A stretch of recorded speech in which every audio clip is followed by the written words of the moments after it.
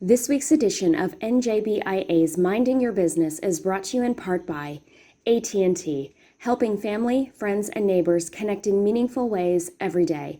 From the first phone call 140 years ago to mobile video streaming today, AT&T innovates to improve lives.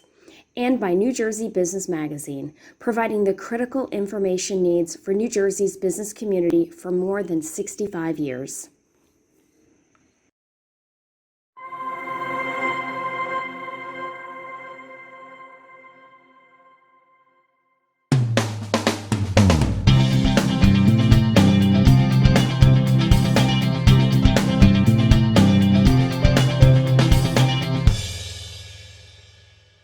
Welcome to NJBIA's Minding Your Business. I'm your host, Bob Considine. Well, Governor Murphy has proposed a $44.8 billion budget for the state of New Jersey in fiscal year 22.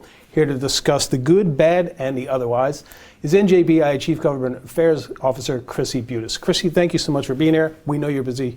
We love when you come. Thanks, Bob. I really appreciate the opportunity to be here. All right, so let's talk about this. We'll talk about the size of the budget in a moment. But let's start with some of the positives. No taxes as part of this budget. It was kind of hard to see that going that way anyway, but still a good thing, no?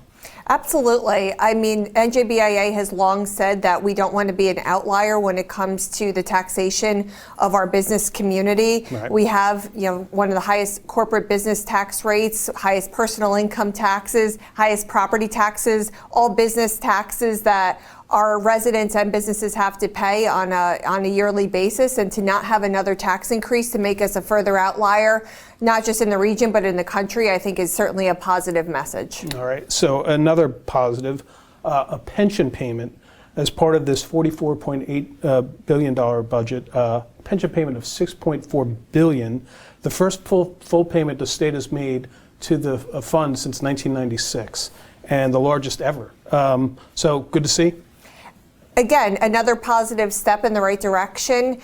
The pension, as we all know, has been underfunded for many years, right. And to get us to a full pension payment is critical to getting our state on a sound fiscal footing. So anytime that we can pay off a debt that the state is, experiencing, I think is certainly something that we would want to support. Furthermore, we'd love to see some of the structural changes that are needed to, really right that ship moving forward now that we are making that additional payment into the state's pension system. Okay. When we talk about that number, $6.4 billion, is it fair to say that some of that is indirectly coming from the borrowing that took place in FY21? I think it's something that we can certainly say is a possibility. If we all recall, the state borrowed $4.5 billion or so last year. Right. And NJBIA testified before the legislature and said, make sure that that borrowing is needed and that it's used effectively. And we also questioned, was that the right amount and at the right time? Right. And so the state did move forward with the borrowing, one of the highest amounts of borrowing in the nation at the time. And what we're seeing right now is that the borrowing actually probably didn't need to take place. Right. So since we are locked in with this borrowing, to be able to use it to at least pay off a debt is certainly something that we are welcome to see. But again, we would question the amount and the timing of that borrowing from last year. So this kind of goes back to September when FY21 was wrapped up. Is it a matter of that New Jersey underestimated the amount of revenue it was going to have and thus supposedly needed to borrow more? Yeah, that's certainly a part of the equation. We have seen, and I think it's really clear in this budget, that revenues have come in at a higher rate than expected, which is actually a positive thing. But again, it ties into, did we need that borrowing to take place at that particular time? And so now we're faced with, a positive thing, which is seeing those revenues escalate. But we are concerned that we had to, one, raise taxes, two, borrow money, and three, we have a significant amount of federal funds that have been, placed into the budget over this past year as well. And so the question becomes, and what's really critical for the business community to consider is what's going to happen in future budgets. Right. We'll get into that. But before we do, I would like to get into the size of this budget. It's $44.8 billion. Is nearly an 11% increase from in budget size from FY21. And if it holds, it's going to be more than 29% from the last signed budget from Governor Chrissy when he was in office. So the basic question here, is this sustainable? We don't think so. Okay. And here's why. Our expenditures right now are $4 billion higher than our revenues. Right. $4 billion. There's a delta of $4 billion. Yeah. And so when we're moving forward, and we know that we've already increased taxes over the last few years, we've already had federal, stimulus funds come in. We know that the state has borrowed some of the most amounts of money in the nation. Where do you go from here? Right. And so that is the concern, is if the budget, expense side keeps growing and the revenues don't match it, who's going to pay for these enhanced services moving forward? Yeah, and so many of these appropriations that are in this budget are not one-year deals here. I mean, they can keep going, correct? Exactly. So there's, again, we have to make sure we are able to pay for our pension obligation moving forward, pay for our education, K through 12, critical, but again, costs typically increase over time, as well as other necessary supports and services that the state needs. And so when you have revenues exceeding expectation, when you have federal stimulus dollars coming in, when you have borrowing, now would have been the time to take a real tough look at the budget and say, what is absolutely necessary to move us forward and to be able to sustain that into the future. What are some of the appropriations that you actually like in this budget? Well, we're happy to see that there has been money allocated for small business, although we would like to see more. And again, here's why. Okay. Over 40% of our small businesses have closed at this time, today, from where we were a year ago. Wow. And so clearly the struggle is real on Main Street. We've seen that through federal participation in the PPP loan. We have seen that from our own Economic Development Authority grants and loans being utilized almost immediately. And so, infusion of funding into helping Main Street is critical because, as we know, most of our businesses in the state are small businesses, and most of our employees are employed by the small business community as well. And so they go, to me, hand in glove. Help the employer community only helps our residents. Right. Is there a chance that some of the federal, if New Jersey is going to get more federal money, we assume, that more could go towards small business from that? That would be our ask of Governor Murphy, would be, if more federal stimulus dollars do come into the state of New Jersey, to please allocate those, to the business community, to those in need, and also to the Unemployment Insurance Trust Fund. As I know we've talked about on the show in previous segments, the state right now and our employer community are facing an employer tax, and that's going to be felt across the board. So essentially their experience rating is being impacted by the pandemic. And so the state has had to borrow money to cover, this cost. And what we would ask is that the Murphy administration reserve some of any future federal dollars into that UI fund. Right. Is there a chance also, I know before the budget there was talk of another $300 million from the legislature, a bill was put together for business. Do you think that's going to be separate from, $200 million from the budget? Is that going to be a separate thing, or is that going to be assumed to be part of the budget, this $300 million? I think yet to be seen, but I think what is positive right now is that we do have a bipartisan bill introduced in both the Senate and the Assembly to appropriate $300 million to our small business community. It is yet to be heard at this point in time.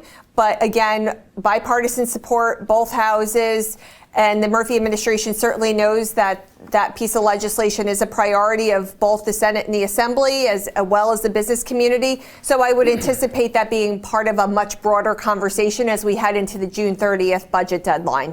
Yeah, and speaking of the deadline and the legislature, this budget that the governor proposes is always just a starting point, basically. Do you foresee a bunch of drama between now and June 30th when you're always burning the midnight oil at that point? Or do you think this is going to go right through? I don't think any budget goes right through. I do think that the legislature was happy to see some of the investments put in by Governor Murphy, and also no tax increases. But of course, there's going to be different programs that were proposed that will certainly be up to negotiation. The legislature also always has their own priorities that they would like to see advanced. And so that's where that negotiation takes place. You can rest assured NJBIA will be testifying before the budget committees on the priorities of the business community, stressing the need to have structural reforms incorporated into this budget because there aren't any right now, to make sure that if there are additional federal funds coming in, that they be directed to those who need it most, and to be obviously cognizant of the fact that, as I alluded to, we've seen significant spending increases in the last 4 budgets, and the revenues are not keeping pace. And so how are we going to approach future fiscal year budgets moving forward if we continue to see that delta between expenditures and revenues? I was to the words right out of my mouth about the pensions and the health benefits reform. Do you think there'll be a serious conversation about this during this budget season, or even this year for that matter? Oh, I hope so. Senate President Sweeney definitely has stated in the past that it remains a top priority of his to see these reforms move forward. I know that he has had conversations with Governor Murphy. That's widely been reported in the press. And so whatever the business community can do to support those initiatives, I think is critical for the entire state to move forward, so that we are able to get our state on sound fiscal footing, so we can continue to invest in education, K through 12, higher education, workforce development. Innovation and technology is key. I think we're hearing more and more about that now through the pandemic. And so these funds need to come from somewhere. And so, as any business would do, as any household would do, you need to get your fiscal house in order to be able to invest in future programs or savings and such. So we need the same here on the state level. Okay, great. Last question before we let you go. Budget aside, you oversee 8,000 million bills a year, but what are some of the priorities that you're looking at this budget season that's not part of the budget? We are going to be focused a lot on workforce development moving forward. There's going to be a significant demand for reskilling, upskilling our workforce. We need to see more investment. There's some in the budget, but certainly I think more needs to be included. So you'll hear NJBIA talk a lot about that. Our employers have always said and continue to say that there's a skills gap. And so addressing that in the budget will be critical. We're going to be keeping an eye out on any legislation that would further place another mandate on business. And there are several out there right now. It never ends, does it? It does not end. It does not end. So any bill, again, related to enhancing or putting more on the backs of business is something that we'll be, keeping a close eye on as well. We certainly want to see more, funding for, infrastructure needs, to again get good paying jobs and people, back to work. All right. Well, Chrissy Buteas, NJBIA Chief Government Affairs Officer, thank you so much. We know you always put your best foot forward, and we appreciate you being here. Thanks, Bob. All right, and we'll be back right after this. You're first. First to respond. First to put others' lives before your own. And in an emergency, you need a network that puts you first, that connects you to technology and each other, that's built with and for first responders. FirstNet, the only officially authorized wireless network for first responders. Because putting you first is our job. Welcome back to NJBIA's Minding Your Business. I'm Bob Considine. Well, NJBIA recently held its Bridging the Gap Summit, which brought together not-for-profits and for-profits for a 2-day exchange of ideas, resources, and networking.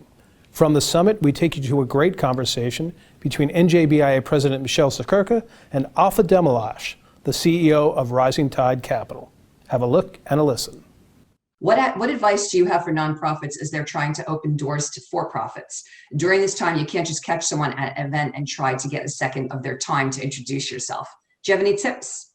Yeah, it's it's challenging. I will say that I have been very much about looking at the relationships that you had before and building on those. And that's, if you've been fortunate enough to meet a lot of people in person, it's a lot easier to follow up and say, let's jump on a Zoom call, 15 minutes, 30 minutes. I want to talk to you about challenges that we're having or opportunities that we're seeing, or just how are you seeing the world? And are you open to collaboration? I think by and large, I have not, that people may be very busy, and I will say that, even as a nonprofit leader, we're all overstretched. And in many ways, I think the Zoom, culture has kind of shown us just like how much time we have. There's only so many, essentially, Zoom hours available to you to accomplish, whatever is on your agenda. But I think being persistent and sending an email, more emails to say, this isn't just about me pitching you something that I'm trying to do. I'm really trying to understand where you are, and me understanding where you are will help me in better designing what I'm trying to do. And there might be opportunities that I could also bring to the table. And so really asking yourself too, like, why do you want to partner with some of these groups? I think you also have to be very selective in who you want to partner with and who's willing to be in relationship of mutuality and trust with you. And sometimes if they're not in that mindset, it's not worth it, and it's okay. It's okay. Oh, absolutely. Right. I mean, it has to be, every relationship requires two sides, if not more. Bless you. And so the whole idea of mutuality of opportunity is significant, and working your network, right? Who in your network can introduce you to someone else? This is what we do all the time. I mean, the one thing I'm so proud about, NJBIA, we connect people with each other every day. So take us up on the ability to be a connector for you. Is it fair to say that Zoom, as much as it, is challenged, less zoomed out, but Zoom has actually leveled the playing field a little bit in that, think about how intimidating it could be to maybe go try to get a meeting with the CEO of a company. And then you show up at the building and you're going up to the top floor and there's the big, suite in the corner and you're like choking on your words. Well, now we're all sitting in the same Brady Bunch cube, right? So is a little bit to think about that Zoom kind of does make these, while we all think in person is so important for relationship building, there's a whole different dynamic that we should be capitalizing on in a Zoom world. Absolutely. And our Community Business Academy graduation was a perfect example of this. You had usually our graduation events would happen with some of our university partners or our corporate partners who would give us space, because we would have hundreds of our entrepreneurs. They would bring family members, so we'd have 500 plus person events.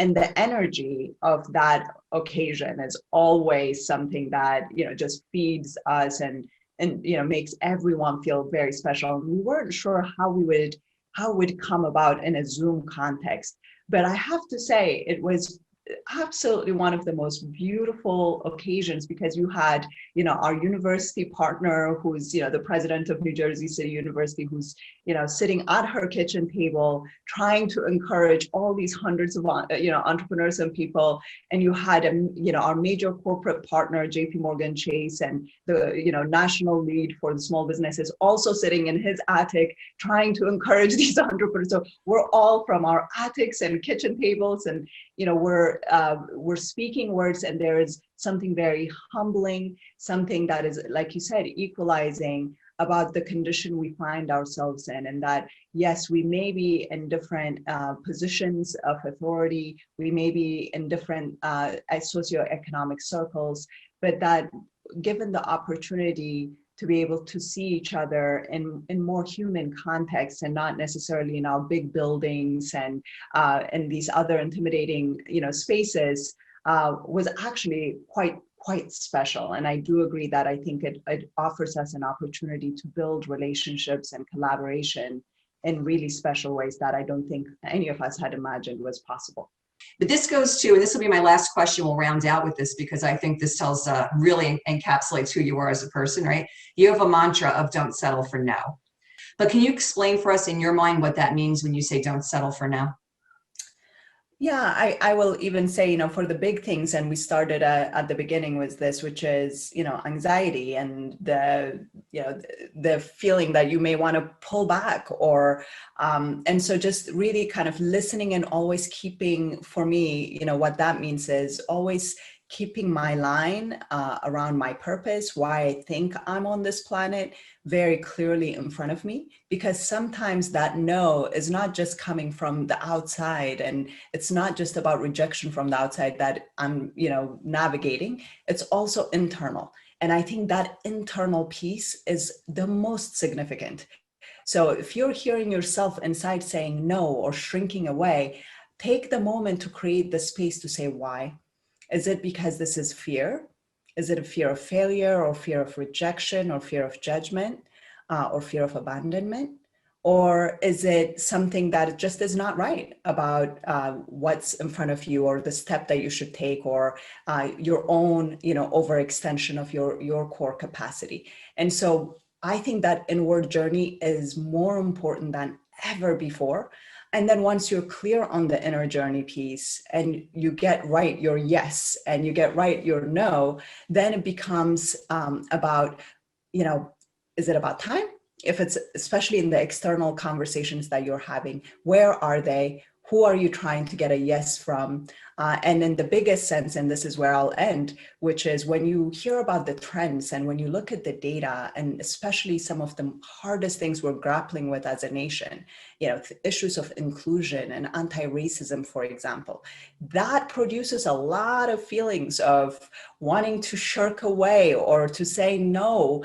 But if that commitment, whether it's because of your children or some other motivating factor that's internally there for you, it's saying, I will keep showing up because someday the yes will come. It may not be on my timeline, but my commitment and my father-in-law, who actually is a co-founder at Rising Tide Capital and is the founding board chair, had said to myself and Alex when we're starting Rising Tide, you're getting on a mission that's multi-generational, and you may be trying to nourish riverbanks you may never get to see. That was one of the most profound advice that I got, and I'm very grateful for it. And so we may not get to our yes in a timeline that we're seeing, but that yes may be coming from that right action, right relationship, and right intention every moment. And in closing today, we take you to a final conversation from the Bridging the Gap Summit with NJBIA's Chrissy Buteas and Laura Berman Fortgang, a motivational speaker for nonprofits and for-profits. Let's take a look. How do organizations really set themselves apart in this social media, world where we're all trying to vie for our donors' attention, our colleagues' attention? Let us hear some of your concrete tips you have there. Yeah, I mean, we were talking about this before we came on, and people are seeing less likes, less comments on what they post, and we talked about the assumption that people aren't paying attention. But what I've discovered by delving deeper into social media myself is that it's not that people aren't paying attention, or it's that the social media doesn't let them see what you post. So we are up against the algorithm. We're not up against people's attention. They're all on there. What is happening is that the algorithms, whether it be Facebook or Instagram or LinkedIn, is becoming more and more intelligent and giving people more of what they clicked on, or they can read the language. And anytime you say sign up, join now, donate here, they want you to pay for that. So you're not getting the eyes. Meaning the eyes on your posts. So what does this mean? This means you have to outsmart it. And some of that videos are getting seen a lot. If you're on Instagram, a newer thing called Reels is, it hasn't caught up with the algorithm yet. So people are going to see your Reels. They're going to see your videos.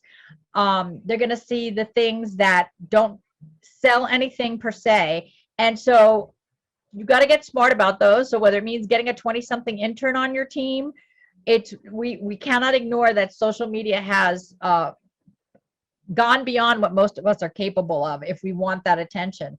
And I've also discovered that if you can find it in your budget or shift your budget around, paying for ads works.